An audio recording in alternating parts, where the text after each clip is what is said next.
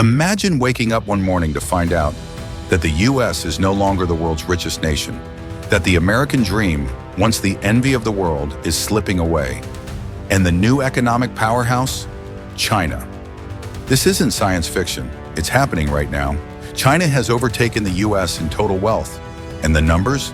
They're shocking. In 2000, the U.S. had more than $90 trillion in national wealth. China? Just $7 trillion.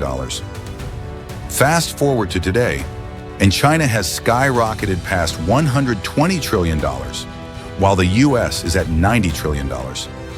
How did this happen, and what does it mean for America's future?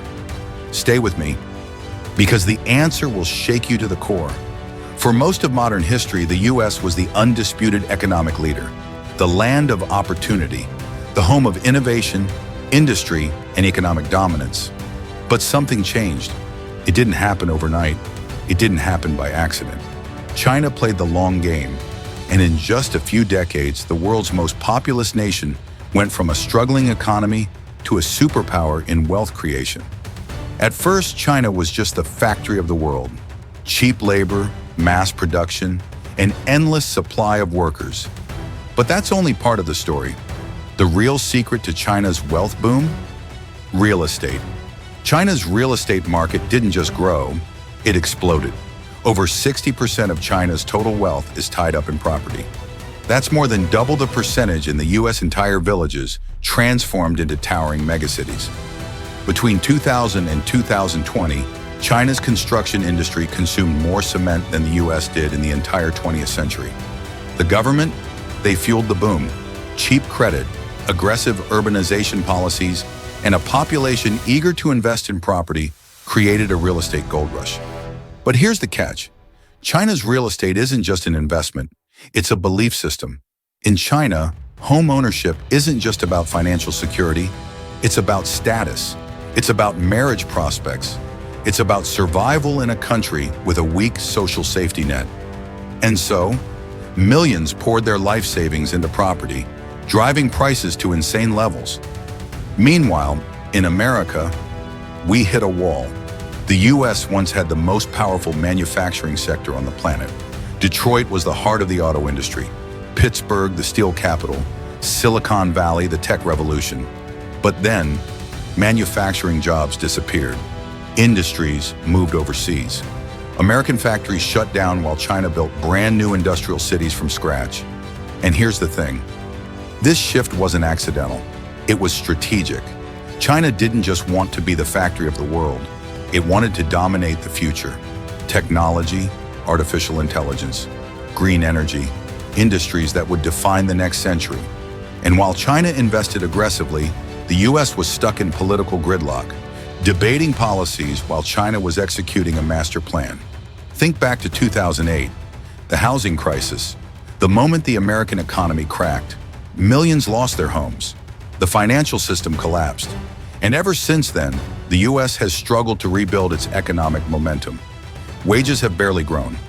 The cost of living? Through the roof. The American middle class, the backbone of the country, is shrinking. And home ownership? It's becoming a distant dream for many young Americans. The wealth gap is wider than ever.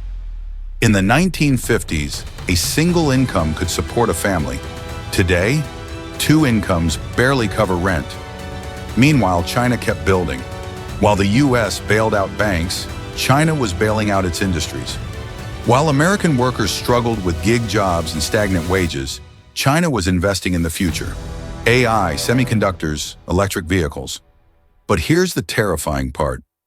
We're not just losing wealth, we're losing power.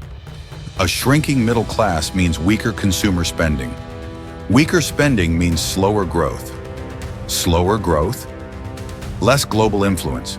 And while America was arguing over minimum wage, China was locking down supply chains, energy resources, and tech supremacy. And let's not forget, debt. The U.S. national debt has surpassed $34 trillion. The government prints more money, inflation soars, and the dollar's dominance weakens. Meanwhile, China is actively working to make the yuan a global currency. And the worst part? Most Americans don't even realize what's happening. With wealth comes influence. And China? They're using their money to change the world. Meet the Belt and Road Initiative, a multi-trillion-dollar project that's quietly reshaping global power. China is building highways in Africa, ports in Sri Lanka, railways in Europe. They're not just making investments, they're buying influence, the U.S. falling behind. China now has the world's largest navy. They produce more electric cars, more solar panels, more 5G technology than any other country. They dominate rare earth minerals. They control the global supply chain. And here's something most Americans don't know. China is buying up America. Farmland, technology, Hollywood, even U.S. debt. Chinese investors hold over $1 trillion in U.S. government bonds. And it doesn't stop there. American companies rely on China's supply chains. From iPhones to electric cars, we're hooked. And the scariest part? China isn't slowing down. They're investing in Africa, Latin America, and Southeast Asia, building deep alliances while America struggles with political division. Every dollar China spends abroad buys them more power. And every factory America closes weakens its position on the global stage. So what happens next? Does the U.S. fight back? Or does it slowly become second place? Some experts believe America still has a chance. The U.S. leads in innovation, tech, and finance. But without real change, we risk falling further behind. The American dream? It's at a crossroads. Will we rebuild our economy, invest in industries that create real wealth? Or will we watch as another nation takes the top spot? History has shown that economic power dictates political power. If America wants to stay on top, it needs a strategy. It needs investment in infrastructure, manufacturing, and the middle class. It needs to reclaim its position as a leader in technology and industry, but it won't happen by accident. It requires action. So, what do you think?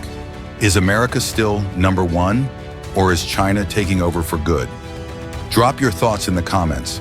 And if you want more deep dives into global economics, hit that subscribe button now. Because trust me, this is just the beginning.